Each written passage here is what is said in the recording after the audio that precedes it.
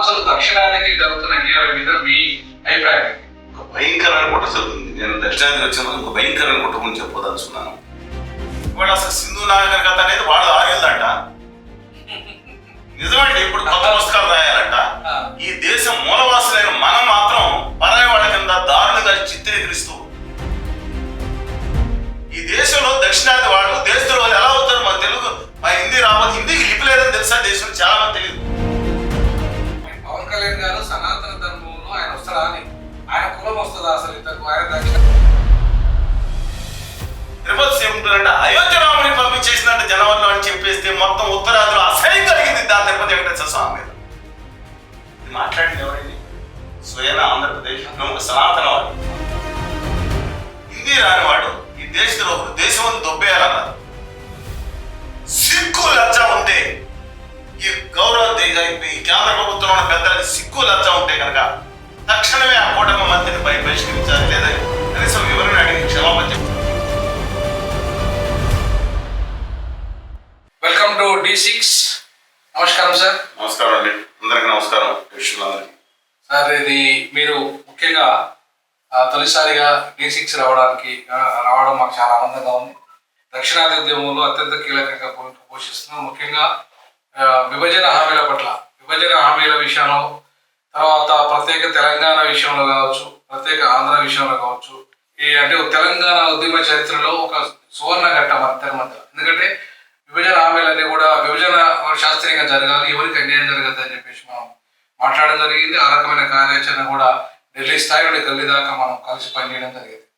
So ఈ క్రమంలో ఉత్తరాది మన దక్షిణాదికి జరుగుతున్న అనేక అణచివేత, అవమానాలు, అన్యాయాల మీద చాలా గలమెత్తున్న వ్యక్తులలో మీరు మొదటి వారు. దక్షిణాది అస్తిత్వం, ఆత్మగౌరవం, హక్కుల కోసం మనం కొట్లాడుతూ ఉంటే మన మీద కేసులు తిప్పించడం. సో ఈ క్రమంలో ప్రజలకు వాస్తవాలు జరగాలి కాబట్టి మన D6 ఛానల్ ప్రధానంగా పెట్టడం ఉద్దేశం ఏంటంటే ఈ దక్షిణాది ఉత్తరాది దేశాలు పైన, ఈ దక్షిణాది దేశాల కింద ఏవైతే ఉన్నాయో ఈ ఉత్తర దక్షిణాది మధ్యలో సామాజికంగా, ఆర్థికంగా, రాజకీయంగా, టెక్నాలజీ పరంగా, విద్యాపరంగా అన్ని రంగాల వివక్షత కొనసాగుతుంది. వాళ్ళ తెల్లవాళ్ళు గాను, సంపన్నులు గాను, ఆధిపత్య వర్గాలు గాను, కింద వాళ్ళు నల్లవాళ్ళు గాను, వాళ్ళు పేదవాళ్ళు గాను, మధ్యతరగతి వాళ్ళు గాను జీవిస్తూ ఇలా అనేక రకాల అవమానాలని ఎదుర్కొంటున్న ఈ నల్లవాళ్ళ పరిస్థితి, అట్లాగే మన దక్షిణాది, మన దేశంకి వస్తే దక్షిణాది ప్రాంతంలో ఇదే పరిస్థితి కొనసాగుతున్నది. కాబట్టి వీటన్నిటి మీద మనం సమగ్రంగా చర్చిద్దాం సార్. మరొకసారి మీకు వెల్కమ్ చెప్తూ, అసలు దక్షిణాదికి జరుగుతున్న అన్యాయాల మీద మీ అభిప్రాయం ఏంటి? ఇవాళ ఒక భయంకరమైన కుట్ర జరుగుతుంది. నేను దక్షిణాదికి వచ్చిన ఒక భయంకరమైన కుట్ర గురించి చెప్పదలుచుకున్నాను.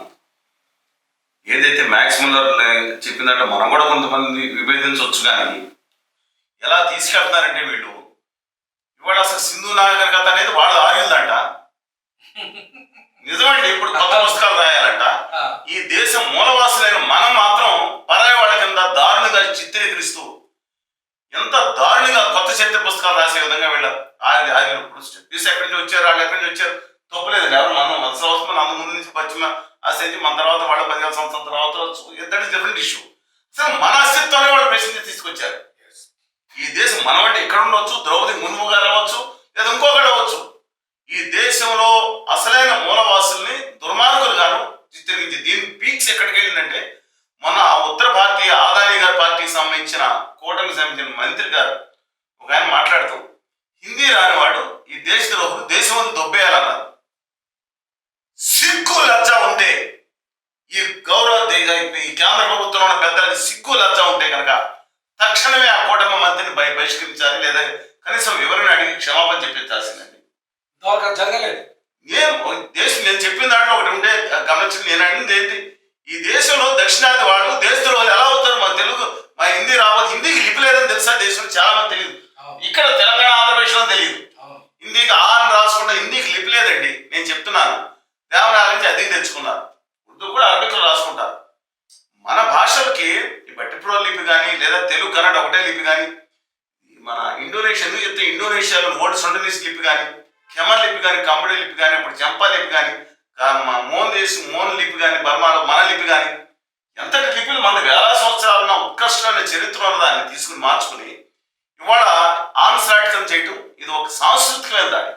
తర్వాత మిగతా మన జరిగే అన్యాయాల గురించి మాట్లాడడం, ఇది సాంస్కృతిక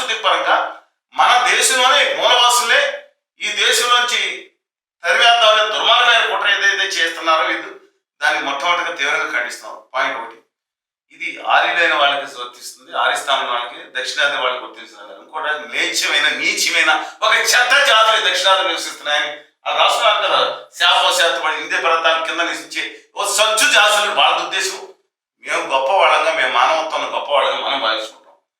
నాకు వర్తించని మొర్రో సనాతనం అంటే తనాతనం అని ఇల్లు బయలుదేరుతారేంటండి? మన సనాతనం అనేది మీరు గౌరవించండి. నా ఉద్దేశం నేను హిందూ పవన్ కళ్యాణ్ గారు మాట్లాడతాను.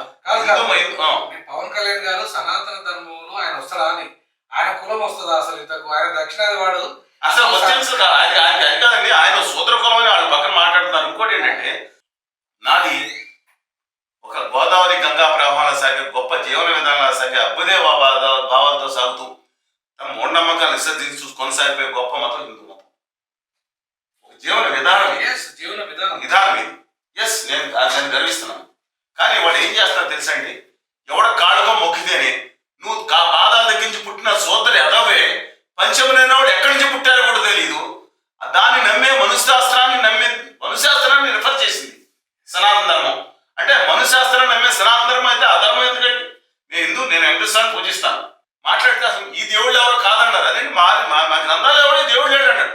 నా వెంకటేశ్వరాన్ని గుర్తించకపోతే మీ దేవుడు నేనేది గుర్తిస్తానంటా నేను. ఎస్, ఎవడైనా కానివ్వండి, నాకు నేను వెళ్ళి పూజిస్తే అసలు మీ దేవుడే కాదు, మా పోలేరమ్మ, మా మావుళ్ళమ్మ, మా మైసమ్మ, మా తలుపులమ్మ, మా దేశాలమ్మ, వీళ్ళెవరు దేవతలు కాదు.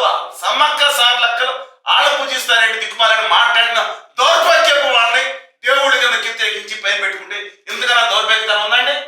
అంతే కదండి. ఇప్పుడు నేను అదే అంటున్నా, అప్పుడు ఆది హిందుత్వంలో అసలు సనాతన పదమే లేదు ఒకటి. రెండవది అసలు దాంట్లో వర్ణాశ్రమ ధర్మం లేదు, కులధర్మం లేదు.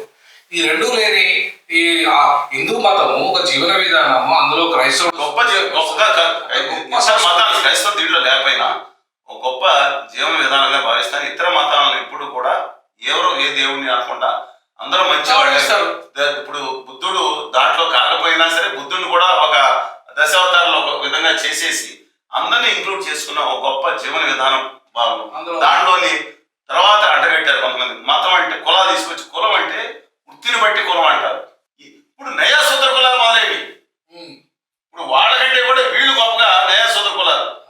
మన మైసమ్మని మీరు కావాలంటే హైదరాబాద్ వెళ్ళండి, సరిగ్గా 40-50 సంవత్సరాల క్రితం మైసమ్మ ఉంటుంది, లేదా ఇంకో దగ్గర ఉంటుంది. నెమ్మదిగా ఉత్తరాది బ్యాచ్ అక్కడి నుంచి వచ్చారు.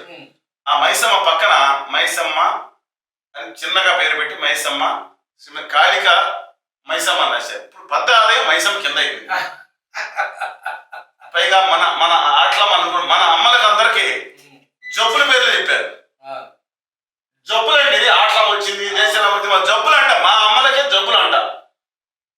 నేను చెప్పింది ఎంత దుర్మార్గంగా చేశారంటే, ఒక్కొక్క కణిక, నేను చెప్తున్నా, నిప్పు కణికలా ఉండాల్సిన యువత ఒక వర్గంలోనే దళిత వర్గాలని ఒక వర్గాన్ని తక్కువగాను, మేము ఒక ఎక్కువ అండి, మేము అలాంటి పనులు చేయండి తెలంగాణ మేము ఎక్కువనే అంటే దానిపైన ఎక్కువ ఈ నిచ్చిన మెట్ల వ్యవస్థలో పెట్టుకుని కూటికి తక్కువైనా కులానికి తక్కువ కాదని అద్భుతమైన దాన్ని ప్రదర్శించారు వీళ్ళు. అంటే ఒక కులం కింద ఇంకో కులం, ఆ కులం కింద మేము ఉన్నతండి. ఇంత కులాభిమానం కూడా తప్పని నేను అంటలేదు, కానీ మతాభిమానం ఉంచుకోండి. దురభిమానాలు, ద్వేషాలు పెరిగిపోయి. అందుకని నేను అనేది మీ సబ్జెక్ట్ కోసం దక్షిణాదికి ఇవాళ అసలు మనం ఎవరు అనే దాంట్లో అస్తిత్వాన్ని ప్రమాదంలో పడేశారండి. మన భాషల అస్తిత్వాన్ని పడేశారు. ఇంగ్లీషు నేను వద్దాను, ఎందుకు తెలుసా అండి? ఇంగ్లీష్ ఉపాధి భాషకు మాత్రం, తెలుగు భాష ఖచ్చితంగా నేర్చుకోవాలి. అది మాతృభాషలో జరిగితేనే, తెలుగు భాష తమిళ ఏదైనా సరే మాతృభాషలో జరిగితేనే మానసిక వికాసం జరుగుతుంది. దానికన్నా దాంతోపాటు ఇంగ్లీష్ని అద్భుతంగా నేర్చుకోవాలి. ఆ హిందీ లిపి లేదండి, చాలా మంది నమ్మరు. ఇక్కడ తెలుగు ఈ టీవీ చూసేవాడు కూడా హిందీకి లిపి లేదండి, అదేదో ఉందో దేవాలయం నుంచి అద్దె తెచ్చుకున్నారంటే బాబు నమ్మట్లేదండి. వాళ్ళ సాహిత్యం లేదే బాబు అని వాళ్ళు నేను చెప్తున్నానండి. వాళ్ళ దయచేసి ప్రతి ఒక్కరు అర్థం చేసుకోండి. ఒక తెలుగు లేదా తమిళ ఏళ్ల మధ్యనే విద్వేషాలు కలిగించడానికి తయారయ్యారు. 13.5 కోట్ల తెలుగు జాతి. ఎలాంటి తెలుగు జాతి అంటే మీకు తెలిసి ఉండదు, భాగ్యరెడ్డి వర్మని. నేను ఓ దళిత జాతికి సంబంధించిన దేశంలో మిగతా కమాండర్స్ జల్కరీబాయిని ఎందుకు పక్కన పెట్టారు? దళిత వర్గానికి చెందిన ఝాన్సీ లక్ష్మీబాయిని హైలైట్ చేశారు. ఝాన్సీ లక్ష్మీబాయిని కాపాడి ఖడ్గం వేసుకుని కత్తికి పట్టుకుని అక్కడ ఆ సోల్జర్స్, బ్రిటిష్ సోల్జర్ ఖండాలుగా చీల్చేసిన ఒక గొప్ప పోరాట వనిత జల్కరీబాయి గురించి చరిత్రలో గారు నేను తోడ్పట్టట్లేదు, కానీ నిలబడిన ఎందుకంటే ఆవిడ వర్గాలు అది దళిత వర్గం. పల్నాడు యుద్ధం గురించి కథగా చెప్పుకున్నాం. వాళ్ళు వెళ్ళండి, పల్నాడు వెళ్ళండి. అప్పుడేం రాష్ట్రాలు ఏం లేవు, అందరూ ఒకటే. పల్నాడు యుద్ధంలో కమాండర్ ఇన్ చీఫ్ ఎవరండి? మాల కనమది. మిగతా అనేక వాళ్ళు. నేను అడుగుతున్నాను, ఈ ఉత్తరాదిలో ఇలా కమాండ్ నేను చెప్తున్నాను, ఎక్కడన్నా చేశారు ఉన్నారా? ఇక ఆర్థిక అంశాలకు వస్తానండి. ఈ దేశంలో మనం ఇచ్చే నిధులు ఎంత? తెలంగాణ ఇప్పుడు గుజరాత్ వరకు, గుజరాత్ కూడా ఎక్కువ నిధులు ఇస్తుంది. నేను అన్నట్టు వినయలేదు. లెటర్ మనం ఏదో కోపం మీద కానీ ఫ్రాంక్ గా విషయాలు మాట్లాడాలి. ఎందుకంటే రాష్ట్ర ఇంటలెక్చువల్, మనమేమో రాజకీయ నాయకులు కాదు, ఇంకోటి కాదు. ఇవాళ తెలంగాణ నుంచి 100 రూపాయలు వెళ్తుంటే తిరిగి ఎన్ని రూపాయలు వస్తుందండి? 50 రూపాయలు వెళ్తారు. బీహార్కి, గుజరాత్కి వాళ్ళు 100 రూపాయలు కడుతుంటే కేంద్రం నుంచి 200, 300 రూపాయలు తిరిగి ఇస్తున్నారు. ఆంధ్రప్రదేశ్ కష్టాల్లో ఉన్న ఆంధ్రప్రదేశ్ కూడా 100 రూపాయలు ఇస్తుంటే తిరిగి వాళ్ళకి ఇవ్వడానికి ఇది మీకు ఇచ్చాం అంటే 60 రూపాయలు ఎంతో తిరిగి ఇస్తున్నారు. మీకేదో దానం చేస్తున్నాం, భిక్షేస్తున్నాం అని మాట్లాడారు. ఈ మధ్యకాలంలో గవర్నీయులు మాధవ్ గారు ఇంతకుముందు ఆయన మాట్లాడితే ఏం మాట్లాడాడంటే, దక్షిణాది మీద జైత్రయాత్ర, అశ్వమేధ యాగంలో నడిపేవారంటే దక్షిణాది మీద జైత్రయాత్ర ఏంటంటే నాకు అర్థం కాదు. ఇది ఏమన్నా విదేశాల మేమేమైనా మనుషులు, మీరేమన్నా బయలుదేరి మీరేమన్నా ఆర్య పెద్దలు, మేమైనా రాక్షసమోక రామాయణంలో మీరు రాసుకున్నారు కదా కొంతమంది రాసినట్లు. ఇక్కడ రాక్షసులు, ఇక్కడ కోతులు వానరాలు నివసిస్తాయి. ఆంధ్రప్రదేశ్ కర్ణాటకలోను ఆ కింద రాక్షసులు నివసిస్తారు, కొంచెం నల్లగా ఉంటారు. నేను డ్యూ రెస్పెక్ట్స్ నేను అడుగుతున్నాను, కొంతమంది మిగతా వాళ్ళు అడగట్లేదండి. ఏందండి ఇది? వాడు జైత్రయాత్ర. తర్వాత కిరణ్ కుమార్ రెడ్డి గారిని లాస్ట్ బాల్ ఉన్నాడు. ఆయన ఏం చేశాడు కాంట్రాక్ట్, నేను ఆయన గురించి మాట్లాడు. సమైక్యాంధ్రాకి చిరునామా, ఆయన చిరునామానా ఒక చిరునామానో నాకు తెలుసు. ప్రజల పట్ల తెలంగాణలో 1 రూపాయి ఇచ్చేది రెచ్చగొట్టిన వ్యక్తి ఆయన. విజయ యాత్ర దక్షిణాది మీద మొదలైందంట. మీరు పార్టీలో ఏ పార్టీలో నా దక్షిణాది మీద పడ్డామంటే బాబు మీరు అని జనాలు అడుగుతున్నారండి. మా మీద విజయాత్ర ఏంటండి? ఎవరికి చెంచాలుగా విజయాత్ర చేయబోతున్నారు మీరు? అశ్విని మీద మా జనాభా మీరు చేయటం ఏంటి? ఒక్కటి గుర్తుంచుకుందాం, ఇది కూడా దళితుడు నాగోపాధ్యాయ కొడుకు ఒక చర్మకారుడి నుండి దాని మీద ఒక లత రైతులు గుర్తు వేసి, అంటే ఒక పూట కొమ్మల కొమ్మ అంటే కుండ, ఆ కుండలో రైతులు ధాన్యం దాచుకుంటానికి దాని మీద లతలతో వేసిన చిహ్నాన్ని ఆంధ్రప్రదేశ్ ఉమ్మడి రాష్ట్రం ఒక చిహ్నంగా, అంటే ఒక దళితుడు, ఒక వాళ్ళ అరుంధతి అనుకోండి, లేదా మాది ఎవరైనా సరే ఒక దళితుడు వేసిన దాన్ని మన చిహ్నం కింద, రాజ చిహ్నం కింద పెట్టుకుంటే ఎస్ దాన్ని ఎంత దుర్మార్గంగా మార్చారు. కోర్టుకి వెళ్ళాల్సి వచ్చిందని ఇక్కడ అసెంబ్లీకి. ఆఖరికి పూర్ణ కొమ్మని మరి గవర్నీలు మరి జర్నలిస్టులు ఏమనకూడదు, విద్యులు కదా, పూర్ణ కొమ్మంతో స్వాగతం పలికారు. ఇలా కేసీఆర్ గారు వచ్చినాడు, లేదా అంజయ్ గారు వచ్చినాడు. పూర్ణ కుంభం అంటే కుండ అండి, కుండ కాదు, అది కలశం. హిందూ శాస్త్రం ప్రకారం కొబ్బరికాయ చిప్ప అది పెట్టి కలశం చేస్తారు, అది వేరు. అది ఆంధ్రప్రదేశ్ రాష్ట్ర గుర్తు కాదు. ఇవాళ నేను తెలంగాణ ఆదిలాబాద్ దగ్గర నుంచి చూపిస్తే ఆ పూర్ణ కొబ్బరికాయ చెప్పేసి ఆంధ్రప్రదేశ్ గుర్తుగా చేశారు. ఎందుకంటే ఆ రోజు యొక్క నాగోపాధ్యాయుడు, ఆ రోజుల్లో ఉపాధ్యాయ వృత్తులు కూడా దళితున్నారు. 2000 సంవత్సరాల క్రితం నేను చెప్పింది ఆంధ్ర శాతవాహనులు, కోటిలింగాలని కరీంనగర్ కానీ, దాన్ని కట్టుకోండి అమరావతి కానీ, లేదా ప్రతిష్ఠాన కానీ పరిపాలించిన 2000 సంవత్సరాల నాటి చెప్తున్నా. 2000 సంవత్సరాల క్రితమే మగధ సామ్రాజ్యం తెలుగు వాళ్ళ మీద సంగతి తేలుద్దాం అనుకున్నప్పుడు తెలుసుకోవాలి ప్రతి ఒక్కరు కూడా. ఇక్కడ రోమాంచితం అవుతుందో వాళ్ళ దమ్ముందో, ఈ తెలుగు జాతికో దక్షిణాలకు దమ్ముందో లేదు తెలుసుకోవాలి. వాళ్ళ చేతకాన్ని చావు తెచ్చిన సమాజంగా ఆదాని గారి కాళ్ళు మొక్కు తిరిగే, లేదా ఇంకొక దగ్గర దౌర్భాగ్య పరిస్థితులు లేదని తెలుసుకోమని అందుకని చెప్తున్నాడు. ఆ వార్త విన్న వెంటనే ఆంధ్ర శాతవాహనుని బయలుదేరి ఇక్కడి నుంచి మగధ సామ్రాజ్యాన్ని జయించి వచ్చారు. మగధ ఎక్కడికి పాటలిపుత్రులు జయించారు. ఇప్పుడు చెప్తున్న ఆదాని గారు జయించాము, ఎవరు వేయకపోతున్నారు కదా అన్న కంపెనీ గుజరాత్ అని జయించి వచ్చారు. నేను ఎందుకు చెప్తున్నానంటే, సరే రాజ్యాలు పక్కన పెట్టండి, ఒక అద్భుతమైన చరిత్ర ఉంది, ఒక సంస్కృతి ఉంది. దాంట్లో మమ్మల్ని బానిసంగా మార్చుకుంటారా మీరు? ఇక్కడ ఈ జాతులు బానిసంగా మార్చి మాలో తగులు పెడుతున్నారా మీరు? తమిళనాడు ప్రజలు ఖచ్చితంగా నేను చెప్తాను, ఒకటి భాషాపరంగా భేదం ఉండొచ్చు, కొన్ని చూసి నేర్చుకోవాలి. ఆత్మగౌరవానికి చిరునామాగా తమిళనాడులో వాళ్ళ అనేక మంది ఉంటారు. ఇవాళ నేను ఒకటి చెప్తా, ఖచ్చితంగా ప్రజలు తెలుసుకోవాల్సింది. ఇవాళ దీన్ని కుదేలు చేయడానికి ఉత్తర భారతీయ జనతా పార్టీ, నేను ఈ మాట అనడానికి పాపం భారతీయ జనతా పార్టీ నాయకులు నా మీద విరుచుకుపడ్డారు, బూతులు తిడతా చాలా పెట్టుకోండి. నేను ఎందుకన్నానంటే, మేము ఇందాక చెప్పాను, మరి నేను కొంచెం మాలు ఉన్నానేమో, తెల్లగా ఉన్నా చాలా మంది ఉంటారేమో ఉత్తరాదిలో. మీ సిద్ధాంతకర్త మాట్లాడతాడు, నిగ్రహాల గురించి మాకేంటి, మా దక్షిణాదిలో నల్లగా ఉన్న ఇలాంటి నిగ్రహాలు సరిగ్గా మాట్లాడకూడదు, వెళ్తాం మేము ఉంటుంది ఏంటండి? ఒక చర్మం రంగు చూసి నిగ్రహాలు తప్ప, అదే అమెరికాలో ఇదే మాట మాట్లాడితే జైల్లో పెడతారు బాడీ షేమింగ్ చేస్తే. నీ సిద్ధాంతకర్త, ఉత్తర భారతీయ సిద్ధాంతకర్త పెడితే ఈ మోడీ గారు కానీ ఈ అమిత్ షా గారు కానీ క్షమాపణ కూడా చెప్పలేదు. ఆయనతో ఏదో నాటమాడిచ్చారు. దక్షిణాదిలో దేశంలో హిందీ రావాలంటే కనీసం మాట్లాడకపోతే మేమేమనాలి? ఉత్తర భారత పార్టీ కాకుండా దక్షిణాది వాళ్ళకి ఆఖరి రేవంత్ రెడ్డి గారు ఆయన లేచి కొంచెం మాట్లాడుతూ ఉంటే నిర్మలా సీతారామన్ ఆవిడ మాట్లాడితే హిందీగా తెలంగాణ లేచింది. అర్థం ఎంత? అది హిందీ మాట్లాడాల్సిన పని లేదు, తెలుగు మాట్లాడవచ్చు అంటే మా హిందీ బేకారీ అంటే అది ఏం తెలుగు తెచ్చుకున్నారు మా వాళ్ళు చేత. రేవంత్ రెడ్డి గారి పార్టీ నాది కాదు, నా తెలుగు బిడ్డ. ఇక్కడ ఆయన ఉన్నాడా, బయటకు ఈయన ఉన్నాడా, ఎవరున్నారని ఎవరున్నారని కానివ్వండి, గజ్జల కాంతగారు చుంకోళ్ళు ఉండొచ్చు. ఇక్కడ తెలుగు బిడ్డలకు అవమానం జరుగుతుంటే మాట్లాడలేని చావ చచ్చిన స్థితిలో ఉన్నారు. వీళ్ళు ఒకరి మీద ఒకరు పోరాడుకుని దక్షిణాదికి జరుగుతున్న అన్యాయం ఏంటంటే స్టాల్వార్ట్ లీడర్స్ని దేవగౌడ గారు షెడ్కి వెళ్ళిపోయారు, వెంకయ్య నాయుడు గారు షెడ్లోకి పంపించారు, చంద్రబాబు నాయుడు గారు వివేదిస్తున్న దక్షిణాది స్టాల్వార్ట్ లీడర్ని జైల్లో వేయించి, అంటే అమిత్ షా గారు లేకుండా సౌత్ ఇండియా జైలు వేయించడం కుదురుతా?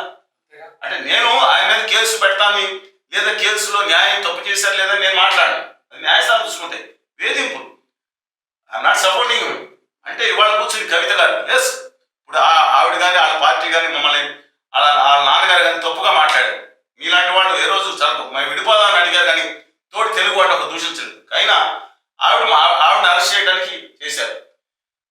నీరవ్ మోడీ ఏమయ్యాడండి, లలిత్ మోడీ ఏమయ్యాడండి, వాళ్ళ మేనమామ చౌక్సీ ఏమయ్యాడండి, లేదా ఇంకొకరు ఏమయ్యారండి?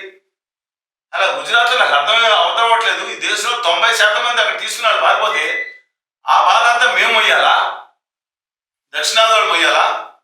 ఇప్పుడు ఈ దక్షిణాది ప్రాంతాల్లో ఇప్పుడు తెలంగాణ ఉద్యమం ఏదైతే మా నిధులు మాకు కావాలి, మా వ్యాపారాలు మాకు కావాలి, మా ఉద్యోగాలు మాకు కావాలని చెప్పేసి తెలంగాణ నినాదం వచ్చింది. మరి ఇవాళ మా దక్షిణాదిలో ప్రాంతం మొత్తంలో గుజరాతీలు, మార్వాడీలు, రాజస్థానీలు వాళ్ళ వ్యాపారాలే ఉన్నాయి. ఉద్యోగాలన్నీ కూడా వాళ్ళే కొట్టేస్తున్నారు. మొత్తం ప్రైవేట్ రంగంలో కూడా వాళ్ళే ఉద్యోగాలు కొట్టేస్తున్నారు. ఈవెన్ ప్రభుత్వ రంగంలో కూడా ఇవాళ వాళ్ళకే లోకల్ సర్టిఫికేట్ తీసుకుని హైదరాబాద్లో మొత్తం ఉద్యోగాలను కూడా కొట్టేస్తున్న వాళ్ళు ఇవాళ పంజాబీలు ఉన్నారు, గుజరాతీలు ఉన్నారు, మార్వాడీలు ఉన్నారు. వీళ్ళంతా కూడా ఇక్కడ హైదరాబాద్ చుట్టుపక్కల మనకు రావాల్సిన ఉద్యోగాలు కొట్టేస్తున్నారు. మరి మన తెలుగు ప్రజలేమో మనము ఇవాళ మీరు వెళ్ళాలి అని చెప్పేసి అన్నోళ్ళం తెలంగాణ పేరు మీద. మరి ఇలా గుజరాత్ ఎక్కడో ఉత్తరాది నుండి వచ్చిన గుజరాత్ వాడు, రాజస్థాన్ వాడు, ఉత్తరాది వాడు అంతా కూడా దోపిడీ చేస్తుంటే ఇవాళ మనం మాట్లాడకుండా సైలెంట్గా ఈ తెలుగు ప్రజలు ఎందుకుంటున్నారు, ఎందుకు మాట్లాడట్లేదు ఈ విషయం? స్థానికులు ఇక్కడ చాలా మంది వచ్చారు. ఇక్కడ వాళ్ళని వరంగల్ నాన్ లోకల్ కదా, చాలా మంది తెలియదు అని ఇక్కడ 610 మంది తెలియదు. ఆ రోజు జరుగుతుంది. వరంగల్కి ఎలాంటి హోదా ఉందో పశ్చిమ గోదావరి జిల్లాకు కూడా అదే హోదా ఉంది. ఆ రోజు డిపార్ట్మెంట్ చేసింది. చాలా మంది తెలియకుండా ఆ రోజు కేసీఆర్ గారు పోటీ నెఫ్ని గాల్లో తీసుకొచ్చారు. సరే ఏదో ఆయన చేసుకొని తీశారు. బట్ వాస్తవాలు అనేది ఇంపార్టెంట్. ఆ టైంలో నేను మొత్తం గమనిస్తే వందలాది మంది ఉత్తరాది నుంచి వచ్చిన ఉద్యోగులు మాత్రం ట్రాన్స్ఫర్ చేయబడించారు. ఏం చేయాలని, ఎక్కడ పంపిస్తాం వాళ్ళని? ఇక్కడ కాబట్టి నేను శ్రీకాకుళం పంపిస్తా, వరంగల్ తోలుతాను. వాడు మహారాష్ట్ర పంపిస్తే పోతాడా గవర్నమెంట్? వాళ్ళు మాత్రం హైదరాబాద్ అని ఉంటారు. ఇక్కడ లోకల్ పంపించాలి. ఇది రూల్, ఇది అఫీషియల్ ఆర్డర్ అండి. నమ్మరు చాలా మంది. ఆ రోజున వేలో కొట్టుకుపోయారు. ఏది నేను అడుగుతున్నాను. ఇది ఇంకోటి కూడా ప్రతి ఒక్కరు చెప్తున్నానండి. ఆదిలాబాద్ జిల్లాలో నేను ఆ రోజు ప్రొఫెసర్ హరగోపాల్ గారితో కూడా చాలా మంది మాట్లాడాను. ఆదిలాబాద్లో వలసలు పోయినట్టు బాబు 1956 తర్వాత 1900 చూడడానికి వస్తారు. తర్వాత చూస్తే ఉత్తరాల నుంచి వలసలు వచ్చి స్థానికులైన, నేను అక్కడ చెప్తున్నానండి, కోయిదోరలు, నాయపూర్లు, గోండులు, కొంతమంది కోయిలు, కొంతమంది గోండ్లు, వీళ్ళందరూ మైనార్టీ ఓళ్ళలో కూడా అయిపోయిన పరిస్థితి. ఎక్కడి నుంచి వచ్చారని చూస్తే మొత్తం ఉత్తరాది వచ్చేసారు. రిజర్వేషన్ మిగతా వాళ్ళ ఓళ్ళలోనే వాళ్ళ పోరాటం సాగించాల్సి వస్తుంటే దీనికి ఆంధ్ర వాళ్ళు నింకు పెడతాం ఏంటయ్యా నాయన అని అడిగితే ఎవరు కొట్టేశారు? 99% రిజర్వేషన్ ఎవరు కొట్టారని మాట్లాడుతుంటే సమాధానం లేదు. అసలు ఎంత కుట్ర ఇక్కడ నా కామెంట్లకి, నా బీసీలకి ఎస్ అంటే బీసీలు అంటే ఇప్పుడు నాకు పక్క స్టేట్ బీసీ ఉండొచ్చు అని చెప్తున్నాను. ఇక్కడ వాళ్ళకి తగ్గు పెట్టుకునే ఏంటండి దౌర్భాగ్యం? ఇక్కడ నాయకులు ఇక్కడే, అక్కడ జగన్ గారు చంద్రబాబు గారికి గొడవ పెడతాం. ఉత్తరాది నాయకులు వీళ్ళ దగ్గరికి వెళ్ళి పాహిమాం అంట వాళ్ళ దగ్గర చేరి గొర్రెలాగా తిరగటం. రేవంత్ రెడ్డి గారు ఇవాళ గొడవపడి ఢిల్లీ వెళ్ళి అక్కడ ఢిల్లీలో ఉన్న ఉత్తరాది పాదుషాలు రాణి సాహెబాలు ఉంటారు. ఆదా అదానీ గారు అండ్ కంపెనీ వాళ్ళ అనుసరిద్దరు పాదుషాలు, అక్కడ రాణి సాహెబాలు. రేవంత్ రెడ్డి గారు దమ్ములు లేడు. సరే మీరు మాట్లాడదాం మైనస్ ప్రస్తుతం రావడం, కానీ దాదాపు డిసెంబర్ 7వ తారీఖున పదవి ప్రమాణ స్వీకారం చేశారు. అంటే ఇంకా 4 రోజులు సంవత్సరం అవుతుంది. మంత్రివర్గ ఎక్స్టెన్షన్ కూడా ఢిల్లీకి 10 సార్లు తిరగాల్సిన పరిస్థితి వచ్చిందంటే దయచేసి ప్రజలు అందరూ ఆలోచించుకోవాలి.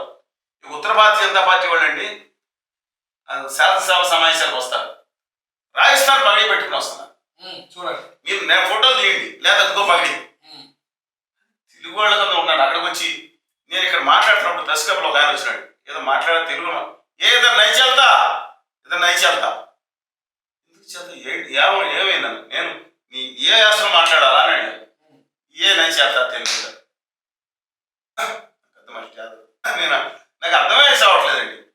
ఏంటి ఉద్దేశం ఏంటి అంటే తెలుగు జాతిలో వీళ్ళ కొట్టు చర్చ చేసి ఢిల్లీ పాదుషా దగ్గర గుజరాతీ పాదుషా దగ్గర కాళ్ళకు రావాలా? నేను గుజరాతీ వాళ్ళు కూడా తొప్పట్ల అందరిని ఎందుకు తొప్పట్టాలని సర్దార్ పటేల్ గౌరవిస్తాం. మా నాన్నగారి పేరే గాంధీ గారి పేరు, మా అమ్మగారి పేరు జిజేబాయి మహారాష్ట్ర, శివాజీ గారు తెలిపేరు. ఇప్పుడు 90 సంవత్సరాల కింద పెట్టిన పేరు. కానీ నేను అడుగుతున్నాను, కానీ మీరు చేసిన దుర్మార్గ వ్యవహారం ఇంకో దారుణం చెప్తాను మీకు. తెలంగాణలో ప్రతి బిడ్డ కూడా తెలుసుకోవాల్సిన విషయం. దయచేసి నిజామాబాద్ గారు క్రితంసారి గౌరవ ప్రధానమంత్రి గారు నరేంద్ర దాస్ దామోదర్ దాస్ మోడీ గారు వచ్చినారు, మీటింగ్ లో మాట్లాడి మీరు వీడియో కూడా ఇయ్యాలి. ఏ దేఖో ఏ గుజరాతీ బేటా ఉసి దిన్ ఆప్కో అంటే గుజరాత్ అంటే సర్దార్ పటేల్ అంటే గుజరాతీ బేటా చేసేసాడు. మన జాతీయ నాయకుడు అనుకుంటాం కదా, గుజరాతీ బేటా అంట తెలంగాణకు జీవం ఇచ్చాడు చెప్తున్నాను. ఔరే గుజరాతీ బేటా ఆగయా ఆప్కో, నువ్వు ప్రధానమంత్రిగా గుజరాతీ బేటానండి తెలంగాణను ఉద్ధరించడానికి వచ్చావు. ఏంటండి మా తెలంగాణకు రావాల్సిన ప్రాజెక్టులన్నీ తగ్గిపోయి ఒక్క నేషనల్ ప్రాజెక్ట్ తెలంగాణకి ఇవ్వకుండా, ఒక్క నేషనల్ ప్రాజెక్ట్ ఇవ్వకుండా తెలంగాణ బయ్యారం ఉక్కు ఫ్యాక్టరీని ఆపేసి కోచ్ ఫ్యాక్టరీని స్కేల్ డౌన్ చేసి తెలంగాణకి ఐటీఆర్ని 2012 నుంచి అప్పుడే 14 అర్ధ రూపాయలు కూడా ఐటీఆర్ పెట్టకుండా ఇక్కడ రావాల్సిన అడ్డంగా తరలించుకుపోయి మీ రాష్ట్రాలు తరలించిపోయి 1,00,000 కోట్ల రూపాయలు రిలీజ్ చేసి మీ గుజరాత్ చుట్టూ తుప్పుకుంటా బొంబాయి నుంచి అక్కడి నుంచి ఎక్స్ప్రెస్ వే వేస్తున్నారండి. ఎక్కడి నుంచి ఎక్కడ వేస్తున్నారయ్యా? నాగపూర్ నుంచి విజయవాడ అంట. నీ నాగపూర్ కోసం విజయవాడ వేస్తారు, రాయపూర్ నుంచి విశాఖపట్నం అంట.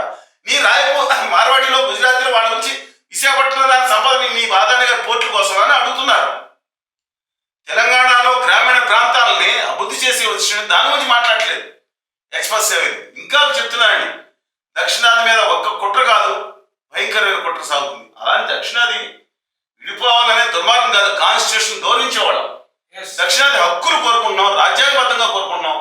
దయచేసి అందుకని నేను కోరుకున్నాను, ప్రతి ఒక్కరు ఇది గుర్తించండి. మనం డెఫినెట్ గా తర్వాత ఇంకా అనేక విషయాలు మాట్లాడుకోవాలి. కానీ మన వేళతో మన కళ్ళే పొడిపిస్తున్నారు. ఇవాళ ఎవరి మీద దాడి చేస్తే దేవుడి విగ్రహం దేవుడి విగ్రహం దాచేశారు. ఎవరు దాచినట్టు? బలహీన వర్గాలంట. ఏమంటే మనకి ఇచ్చింది ఏంటో తెలుసా?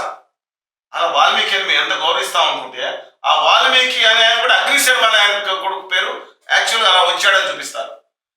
చరిత్రలో చాలా మాట్లాడుతున్నాం. చాణక్యుడు ఉన్నాడు, పెద్దానికి చాణక్యుడు వచ్చేసి చంద్రగుప్తుడు చేతకున్నాడు, చాణక్యుడు శ్రీకృష్ణదేవరాయని కూడా తెలుగు క్యారెక్టర్ ప్రవేశపెట్టి కళ్ళు పీకిచ్చాడు చెప్పారండి. పీకించలేదని ఏ చరిత్రలో ఉన్న నిరూపించమనండి. అంటే శ్రీకృష్ణదేవరాయ దుర్మార్గం. ఎవరు కాదు, వీళ్ళ పైన ఒక పెద్ద ఆయన ఉండాలి. నేను బ్రాహ్మణులకు వ్యతిరేకం కాదు, బ్రాహ్మణికత్వ భావంలో కొంతమంది చేసే ఆ దుష్టాలకి బలైపోతున్న వాళ్ళకి అనుకూలంగా నేను మాట్లాడుతుంది తప్పితే వాళ్ళు ఎందుకంటే కందుకూరు వీరేశలింగం గారు, గోరశాస్త్రి గారు, అలాగే మిగతా వాళ్ళందరూ మనం మాట్లాడుకుందాం. కానీ మరాఠాలు దక్షిణ కూడా మా శ్రీనివాసరావు గారికి ఇంకోటి ఏం చెప్తున్నాను, మరాఠాల్లో కూడా వాళ్ళు కూడా ద్రవిడులు చాలా మంది తిరగట్లేదు. భాషాపరంగా వేరే ఉండొచ్చండి. వాళ్ళ ఏదన్నా చూసుకున్నా మరాఠా అంటే కమ్యూనిటీ కాదు, మహారాష్ట్ర విదర్భ ప్రాంతం తప్ప కింద ప్రాంతం కింద ఉన్న వాళ్ళందరూ మహాత్మా జ్యోతిబా పూలే. నేను ప్రపంచంలో గత్యంత గౌరవించే వ్యక్తి మహాత్మా జ్యోతిబా పూలే, సావిత్రిబాయి పూలే, అంబేద్కర్ ముగ్గురులో ఒక ఆయన. ఆఖరిగా నేను వాళ్ళకి చెప్పి ముగిస్తాను, తర్వాత మిగతా విషయాలకు వెళ్దాం. ఎందుకంటే పాత విషయాలు ఉండొచ్చు. ఛత్రపతి సాహు మహారాజ్ గురించి ప్రతి ఒక్కరు చదవండి. ఆయన్ని కూర్చోడానికి లేకుండా వెంటాడి కులపరంగా వేధించారండి. ఒక రాజకీయ దిక్కుమొక్కు లేని పరిస్థితి అయిపోయిందండి. ఒక సామాన్యులు లేని సూత్రుల కోసమని లేదా మిగతా దళితుల కోసమని ఒక్క మాట మాట్లాడి చేసిన దానికి అతనికి అర్హత లేకుండా చేశారండి. ఇప్పుడు నేను రామస్వామి గారి గురించి ఒక కమ్యూనిటీకి దశాబ్దాల పాటు పెళ్లి లేకుండా చేస్తే ఆయన అలాంటి చేసుకోవాల్సి వచ్చింది. ఆయన ఎలాంటి పరిస్థితి తీసుకోవాల్సి వచ్చిందండి. ఈరోడు వెంకటప్ప రామస్వామి నాయుడు గారిని ఒక అన్నారు, పెరియార్ ఈవి రామస్వామి నాయుడు గారిని పెట్టుకున్నారు. ఎవడో ఒకసారి చదవండి. ఆయన చెప్పిన అన్నింటిలో నేను ఏకీపించకపోయినా నారాయణ గురువు గారి గురించి తెలుసుకున్నాను. అందుకని నా హంబుల్ రిక్వెస్ట్, దక్షిణాదిని కూడా మనం దక్షిణాది చరిత్ర కూడా తెలుసుకోవాలి ఖచ్చితంగా. వాళ్ళు మొత్తం కొంతమంది రాసిన చరిత్ర కాదు. సముద్రగుప్తుడు వచ్చాడు, ఇంకొకళ్ళు వచ్చారు, వీళ్ళు కాదు. దక్షిణాది చరిత్ర కూడా తెలుసుకోవాలి. మనం దక్షిణాది అత్యంత పెద్ద సామ్రాజ్యాలు, విదేశాల్లో విస్తరించిన సామ్రాజ్యం చోళుల సామ్రాజ్యాన్ని కూడా పక్కన లేని పరిస్థితి. దయచేసి గమనించుకుందాం మన ప్రాంత అస్తిత్వం కోసం. ఎందుకంటే మన దక్షిణాది నుంచి చెందిన వాళ్ళు అనేక దేశాలు వేయలేరు. చంపాదేశం మీరు వియత్నాం ఈసారి వస్తే రండి చూపిద్దాం. తెలకబాద్ శాస్త్రం ఇండోనేషియాలో ఉంది. శ్రీలంక ఆఖరి రాజు విక్రమ రాజసింగే, దయచేసి గుర్తుంచుకోండి, శూద్రుడు అందరాన్న ఆర్య అహంకారం నిలువెలా నింపుకుని దక్షిణాది వాళ్ళు మనుషులు కాదనే విధంగా మాట్లాడే వాళ్ళ గురించి మాట్లాడడం చెప్తే ఉత్తరాది నాకే అభ్యంతరం లేదండి. మంచివాడు ఉంటారు అన్ని, ఏ కులంలోనూ ఏ మతంలోనూ అన్నింటిలో మంచివాడు దుర్మార్గులు అన్నింటిలో ఉంటారు. కానీ ఈ ఆధిపత్యం అనేది సాంస్కృతికంగా మానసికంగా పక్కన వాళ్ళు అన్నారు కదా ఆ రోజు ఆంధ్రలో, ఇవాళ ఏం చేస్తున్నారండి? తిరిగి మళ్ళీ ఇవాళ మీరు ఆ హిందీ మాట్లాడకపోతే ఎడగలు వచ్చినామంటే ఎట్లా కనపడుతున్నారు వాళ్ళకి? ఇవాళ మొత్తం జాబ్ మీకు చెప్తున్నా అండి, హైదరాబాద్లో టేక్ అనదర్ 15-20 years, బెంగళూరులో ఓన్లీ 10 years. ఇవాళ ఆయన అక్కడ నాకు హిందీ రాకపోతే ఇండియన్ అమ్మాయి మీరు వీడియో చూడండి, నువ్వు ఇండియన్ కాదా, నువ్వు ఎంత ఎలా మాట్లాడిందండి? అరే నాకు ఐ ట్రై అంటే నీకు ట్రై హిందీ రావద్దండి. ఒక ఉత్తరాది వచ్చి ఉద్యోగానికి వచ్చి పట్టముట్టుకు వచ్చిందని నేను అన్నాం. బతుకు తెరువు కోసం వచ్చింది ఆవిడ. అనుభవం వచ్చి అక్కడ కూర్చుని అక్కడ కన్నడ భాషను గౌరవించకపోతే నేను వెళ్ళిన కన్నడ బయట కన్నడ నేర్చుకుంటాను. కన్నడ తెలుగు ఒకటే ఇప్పుడు వేరే సంగతి. నేను తమిళనాడు వెళ్తే తమిళనాడు కూడా ప్రయత్నిస్తాను. 10 ఏళ్ళు 20 ఏళ్ళు 30 ఏళ్ళు 40 ఏళ్ళు నుండి పని మనుషుల భాషగా మాట్లాడే హైదరాబాద్లో మాట్లాడే ఉత్తర భారతీయ సంగతి నాకు తెలుసండి. పని మనుషుల భాష మాది, మీకు లిపి లేని భాష మీది. ఇవాళ దాని మీద వాళ్ళ పెత్తనం మళ్ళీ చేయడానికి చూస్తున్నారు. ఏది హిందీ, నేను హిందీ భాష కూడా తెలియదు. నా తెలుగు భాషలు, నా ద్రవిడ భాషలు, నా దక్షిణాది ప్రజానీకంతో పాటు ఉత్తరాది అందరితో కూడా దేశం నెంబర్ ఉండాలని కోరుకుందాం. మరొకసారి కలుసుకుందాం. కొత్తగా బుద్ధుడి మీద సాగుతున్న దుర్మార్గమైన ప్రచారాన్ని, కొంతమంది ఆర్య సనాతనవాదం పేరు మీద చేస్తున్న కొందరిని చేస్తున్న ప్రచారాన్ని, అసలు సనాతనవాదం అంటే ఏంటుందో ఆ పుస్తకం తీసుకుని, పుస్తకం మీ దగ్గర ఉంది, ఆ పుస్తకం కూడా తీసుకుని అందులో మనలాంటి వాళ్ళని ఎలా చూస్తున్నారో, ఇంకా లడ్డూల గురించి వెంకటేశ్వర స్వామి ఈ లడ్డూలు అంటే మనం లాస్ట్ వీట్లో కూడా చెప్తాను. లడ్డూలు అంట లక్షలాది లడ్డూలు అంటే గొడ్డు మాసం కలిపేసి, గొడ్డు మాసం అంటే ఆవుకి ఏదో ఈ మాసం కలిపేసి అంట తిరుపతి సేముంటుందంట అయోధ్య రాముడిని పంపించేసిందంట జనవరిలో అని చెప్పేస్తే మొత్తం ఉత్తరాదిలో అసహ్యం కలిగింది దాని తిరుపతి వెంకటేశ్వర స్వామి మీద. ఇది మాట్లాడింది ఎవరండి? స్వయం ఆంధ్రప్రదేశ్ ప్రముఖ సనాతనవాది గౌరవనీయులు ఉప ముఖ్యమంత్రి గారు పవన్ కళ్యాణ్ బాబు గారు. ఆ విధంగా మాట్లాడటానికి ఎవరు ప్రేరేపించారో ఆయన నాకు అర్థం కావట్లేదు. సచ్చే చెగువేరా పర్సనాలిటీ, సచ్చే బ్యూటిఫుల్ పర్సనాలిటీ. ఇవాళ వెంకటేశ్వర స్వామి మీద దక్షిణాది మీద అసహ్యం కలిగించారు. ఉత్తరాదంతా అసహ్యం కలుగుతుంది. మాకు గొడ్డు వాళ్ళు చాలా కేర్ఫుల్గా ఉంటారు. మన దగ్గర తెలంగాణలో 98% నాన్ వెజిటేరియన్స్ ఉన్నారు, 97% నాన్ వెజిటేరియన్స్ ఆంధ్రప్రదేశ్లో ఉన్నారు. కానీ మీరు అదే రాజస్థాన్ కానీ మిగతా ప్రాంతాలకు వెళ్తే ఓన్లీ 30-40% ఉంటారు. అలాంటిది వాళ్ళకి ద్వేషం వచ్చేది.